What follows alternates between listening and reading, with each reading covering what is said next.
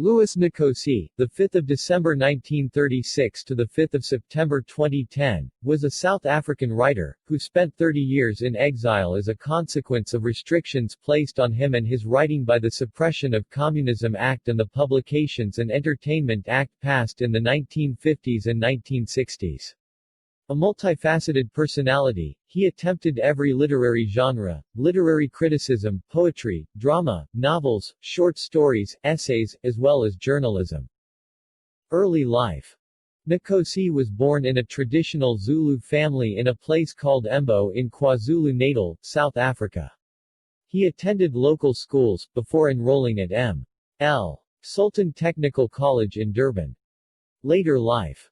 Nkosi in his early 20s began working as a journalist, first in Durban, joining the weekly publication Ilanga Lase Natal Sun, in 1955, and then in Johannesburg for Drum magazine and as chief reporter for its Sunday newspaper, the Golden City Post, from 1956 to 1960. Literary career in South Africa. He contributed essays to many magazines and newspapers. His essays criticized apartheid and the racist state, as a result of which the South African government banned his works. Life as an exile. Nkosi faced severe restrictions on his writing due to the publishing regulations found in the Suppression of Communism Act and the Publications and Entertainment Act passed in the 1950s and 1960s. His works were banned under the Suppression of Communism Act, and he faced severe restrictions as a writer. At the same time he became the first black South African journalist to win a Nieman Fellowship from Harvard University to pursue his studies.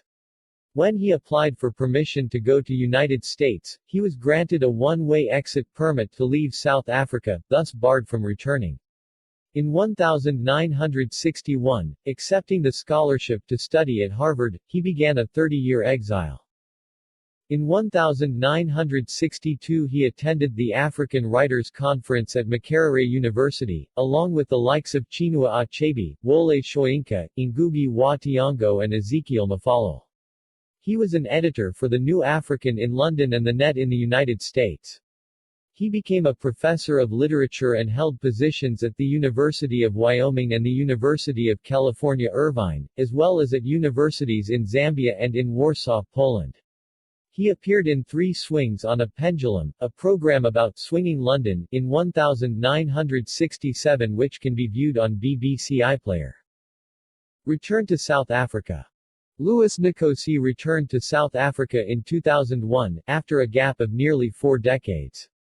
His final years before his death in 2010 were passed in financial difficulties and ill health.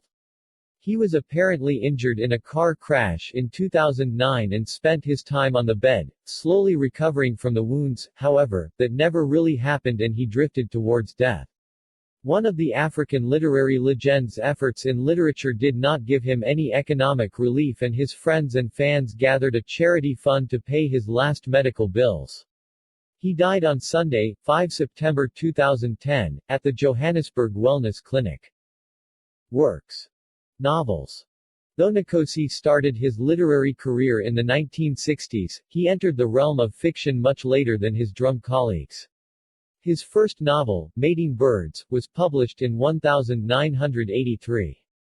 His next novel, Underground People, came out in 2002 and his third novel, Mandela's Ego, in 2006. Mating Birds, 1986. Mating Birds is the narration of an educated South African black native called Ndi Sibiya. He narrates the story from prison, awaiting a death sentence. As a jobless youth, Sibiya wanders the city of Durban and reaches the segregated beach. There he finds a white girl on the other side of the fence, on the white side of the beach. They silently exchange looks and enter into a muted affair. They were well aware that race laws in South Africa would sentence them to imprisonment if caught. The white girl intentionally allows her naked body to be seen by Sibiya. He takes the entire episode as a love affair between the white girl and himself. The girl, with her regular appearances on the beach and seeming interest, dupes Sibiya into believing her. After several silent meetings on the beach, Sibuya follows her to her bungalow, finds her lonely and willing, and enters into sexual copulation. But they are discovered by neighbors, and the white girl accuses Sibuya of rape. A trial by white judges begins. In the court, the white girl, Veronica, denies any knowledge of Sibuya and reiterates the charge of rape against him. The court finds Sibuya guilty and sentences him to death. The novel generated a controversy and received critical attention, being awarded the Macmillan Silver Pen Prize in 1986. The New York Times declared the novel one of the best 100 books of 1986. Underground People 2002. Nkosi's second novel, Underground People, is a political thriller. In this novel, he moved away from the theme of interracial sexual relations and centered the story on the armed struggle in South Africa. Cornelius Molapo is a language teacher and a member of the National Liberation Movement, an organization waging armed war against the racist white minority government. He is a poet, a great orator, hungry reader of many books, and even plays cricket. He often criticizes the policy of the Central Committee and irks its members. To counter him, they draw a strategy. The Central Committee of the organization advises Cornelius to go to a remote part of the country called Tabanyan and to participate in peasant uprisings. The Central Committee plans to make use of his absence from mainstream life into an act of abduction by the government. At first he hesitates, but reluctantly agrees. After reaching Tabanyan, Cornelius organizes the poor illiterate jobless country men into revolutionary men and leads them. In this task, he enlists the support of Princess Mati, who is a daughter of the deposed chief of Tabanyan. During the clandestine operations, he takes 2 white hostages into his custody. However, he is unwilling to execute the unarmed civilians. Meanwhile, the Central Committee starts a big propaganda about the disappearance of Cornelius from duties. They blame it on the South African police, who deny any knowledge of him. The National Liberation Movement brings the matter to international organizations like the United Nations and Human Rights International. The latter sends its official Anthony Ferguson, who was born in South Africa and immigrated to England, to investigate the matter. Anthony's sister and mother are still living in South Africa. After some rest he undertakes to search for Cornelius unsuccessfully. The Central Committee members, plagued by jealousy of his success as a revolutionary, want to use the issue of white hostages for the release of their leader from prison, engage in talks with the government and to observe a ceasefire. But contrary to the expectations of the Central Committee, Cornelius defies them and conducts attacks on the police stations and other locations. To escape police persecution, Cornelius leaves his hideout, and allows the white hostages to leave unharmed.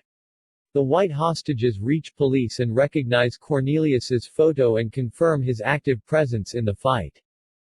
Naturally, police suspect the intentions of Anthony Ferguson and ask him to go to Tabanyan, to convince Cornelius to surrender. He takes the help of a member of the Central Committee and reaches Tabanyan. However, Cornelius refuses to surrender and ditch the people for whom he had been fighting. Eventually, the police shoot, and he dies. Mandela's Ego 2006. Nkosi's third novel, Mandela's Ego 2006, has a strange story to tell. Dumisani Gumed is a teenage boy who has come of age in a Zulu village and runs after every girl and woman to satiate his newly acquired power. His uncle Simon tells him many stories about Nelson Mandela and makes him a follower of the great leader. In the storytelling, Uncle Simon invents stories with lies and half-truths. He also tells Dumisani that Mandela is a great pursuer of women.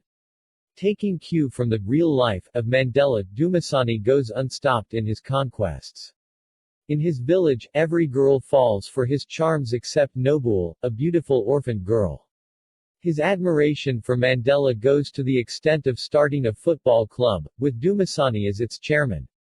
He even goes to the city of Pietermaritzburg to see Mandela, who comes there to address a convention demanding equal rights for all races and a dialogue among all the races. After his schooling, Dumisani joins a tourist company as a guide.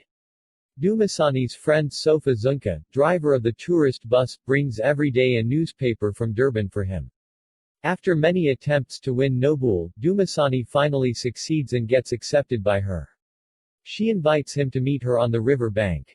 On the same day, Dumasani receives the news of Mandela's arrest. The news shocks him and takes his nerve away. When Dumasani tries to unite with Noble, his body fails. He tries again but fails. His sexual energy deserts him. Noble leaves in tears. Dumasani consults many witch doctors, tribal doctors and conventional doctors in hospitals. But nothing works to cure him. He leaves his home, wanders the country aimlessly for years. When he reaches middle age, one day he hears the news of Mandela's release from prison.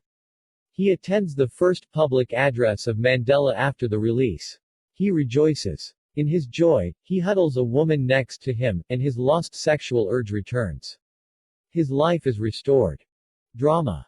Nkosi's plays include The Black Psychiatrist and some drama for radio.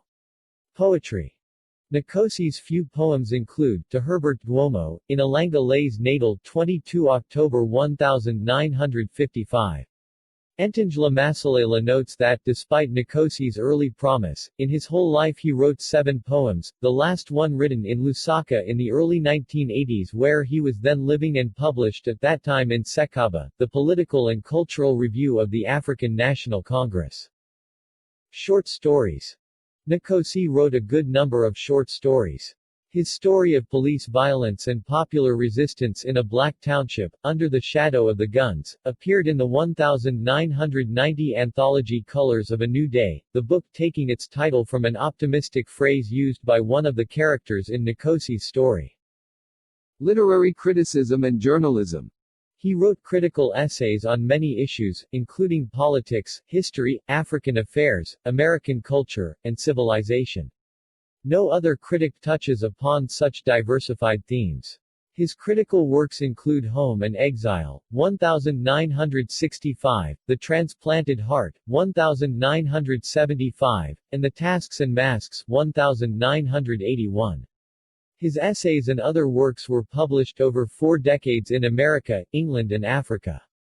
Publications in which his writing appeared include Drum, Ilanga Lase Natal, Golden City Post, Transition, The Guardian, The Africa Report, Afro-Asian Writings, Sekaba, New Society, The Spectator, New Statesman, The Observer, Negro Digest, Black Orpheus, Fighting Talk, Contact, The African Guardian, Southern African Review of Books, London Review of Books, Geneva Afrique, The New African, and Harvard Crimson.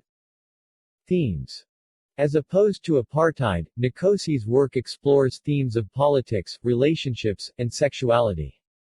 His works, possessing great depth, received less recognition than they had actually deserved. In the post-apartheid era, his works are gaining critical attention across the Third World. Nkosi joined forces with African powerhouse authors Chinua Achebe and Wole Soyinka in an interview in the 3rd chapter of Bernd Lindfer's Conversations with Chinua Achebe. In 1978, Nkosi and composer Stanley Glasser wrote a collection of 6 Zulu-style songs called Lalela Zulu for the King's Singers, a group of 6 white British, male a cappella singers. Quotations. On the situation in South Africa during apartheid. Africans have learned that if they are remaining sane at all, it is pointless to try to live within the law. In a country where the government has legislated against sex, drinks, employment, free movement and many other things, which are taken for granted in the Western world, it would take a monumental kind of patience to keep up with the demands of the law. A man's sanity may even be in question by the time he reaches the ripe age of 25. Nkosi, Home and Exile 22. On Black Writers and Their Literature. Black South Africans did not produce an elite which was alienated from the black masses or even from the conditions of everyday life under which our people labored. In South Africa we were saved from the emergence of black bourgeoisie by the leveling effect of apartheid. Nkosi, Home and Exile 32. On his exile. A writer needs his roots, he needs his people perhaps more than they need him in order that they should corroborate the vision he has of them, or at least, to dispute the statements he may make about their lives. Nkosi, Home and Exile, 93. On the Writers and Commitment. Whether we consider ourselves revolutionaries or not, are playing a marginal role.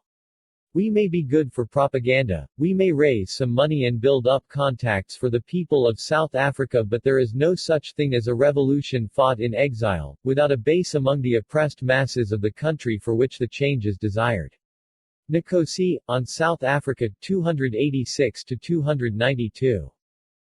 Ambushed by history, deprived of the moral and material support of the socialist camp by the fall of the Soviet Union and its satellite states, a negotiated peace, between a lame government and weary liberation movements was probably the next best thing. The negotiated peace enacted what Doris Summer, writing about the South Africa, described as a premature end of a history. The Republic of Letters, Mandela's Republic. Critical appraisal and research.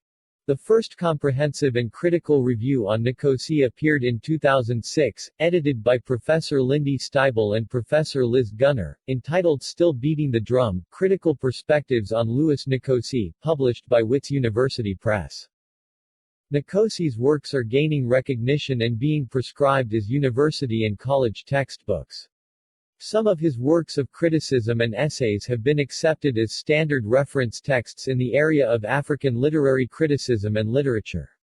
Research on Nkosi's work has also gained momentum across the Third World countries. He is a featured writer in the KZN Literary Tourism Project.